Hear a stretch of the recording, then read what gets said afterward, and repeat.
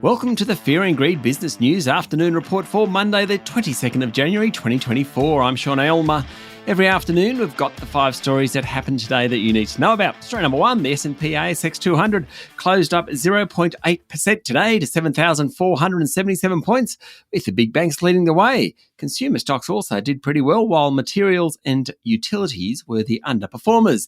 ANZ was the best of the big 4 financials, rising 1.4%, while Commonwealth Bank, National Australia Bank and Westpac were all up around 1%.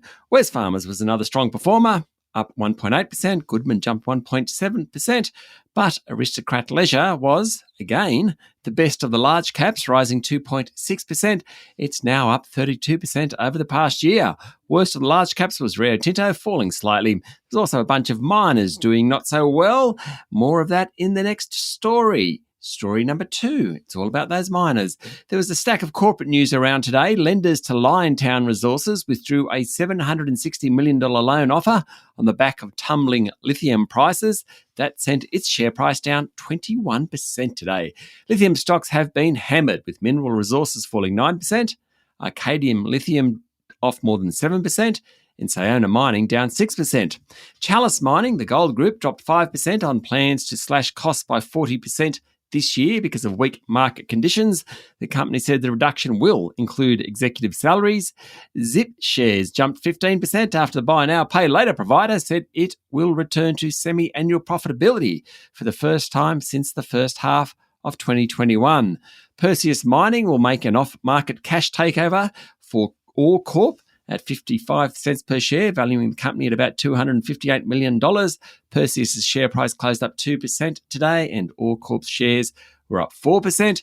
Burns treatment specialist PolyNovo gained 10% after unaudited record sales sent the company back to profit in the first half of this fiscal year. And small cap oil and gas producer Cooper Energy shares plunged 21% after it said decommissioning costs had blown out. Story number 3. Troubled data services company Appen has lost a key contract with Google, which had delivered the ASX-listed company $126 million in revenue last year. As a result, Appen's share price tumbled 38% today. Appen's revenue has been heavily concentrated among a handful of big tech customers, including Google and Meta, owner of Facebook, and it has struggled to find its footing since those customers began winding back how much they spend on Appen's services. Appen, which cleans large data sets and on-sells that to large companies experimenting with artificial intelligence, has been hit by the rapid rise of AI chatbot ChatGPT. That chatbot has allowed tech companies to automate their own data collection and management, and that's really hurt Appen. Appen's share price was about $35 in the middle of 2020. Today, it closed at 28 cents.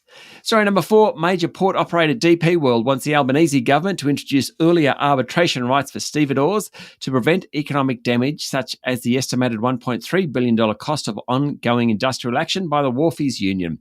The head of corporate affairs at DP, Blake Tierney, told a Senate hearing today that the government proposed intractable bargaining laws in its closing loopholes bill were inconsistent with the give-and-take process of bargaining and does not recognise the need for employers to change terms and conditions that are no longer applicable or out of touch with current operational needs. That's according to a story in the Financial Review.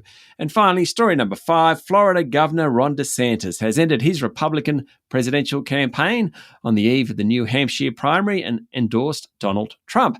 It ends a White House bid that never really got going or met expectations. He was supposed to emerge as a serious challenger to the former president. Mr. DeSantis said it's clear that a majority of Republican primary voters want to give Donald Trump another chance, hence he's withdrawn. That's it for the afternoon report for Monday, the 22nd of January, 2024. Michael Thompson and I will be back tomorrow morning with the Tuesday edition of Fear and Greed Business News. I'm Sean Aylmer. Enjoy your evening.